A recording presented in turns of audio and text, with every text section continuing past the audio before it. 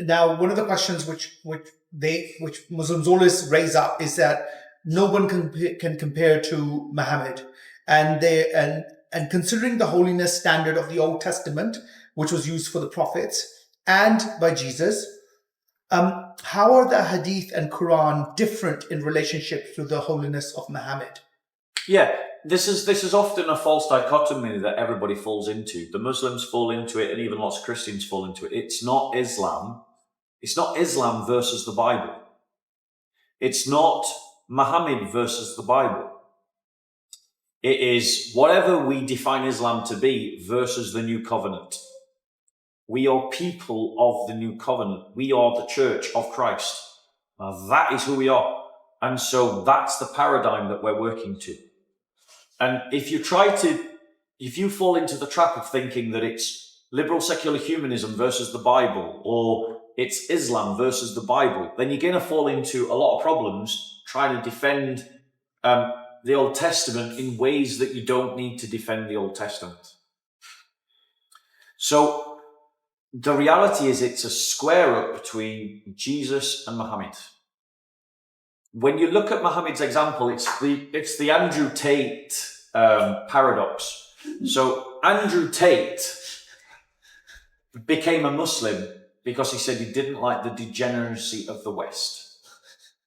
But I would just say to him, all that he's done is he's swapped from one kind of degeneracy to another. How is polygamous marriages not just a revised version of sleeping around in a nightclub? How is misyar marriages not just an idea, a legitimized way of having an affair? A misyar marriage, you don't need to. How is the fact that you don't need to tell your first wife that you're having sex with a second, a third, or a fourth wife, or tell any of the wives that you're having sex with 3 other women, not just a legalized form of adultery? Liberals believe in abortion. Muslims believe in abortion. Liberals practice divorce. Muslims practice divorce. Liberals celebrate LGBTQ politics. Muslims, too many Muslims, not all, but they glorify blowing people up in buildings. Right? There's lots of degeneracy within the Islamic worldview that demonstrates the fact that, slavery, for instance, is completely legitimate within the Islamic worldview. Apartheid system based upon religion is legitimate within the Islamic worldview. This is degenerate. What's not degenerate about this? All you're doing when you swap from liberal secularism to Islam is you're just going from one kind of degeneracy to another kind of degeneracy, and that's the Andrew Tate dilemma, because that's what he's done. He's swapped out one kind of degeneracy and he's just adopted another one. I'd rather have the problems that we have in the church with liberalism than have the problems that the Muslim community has with radicalism.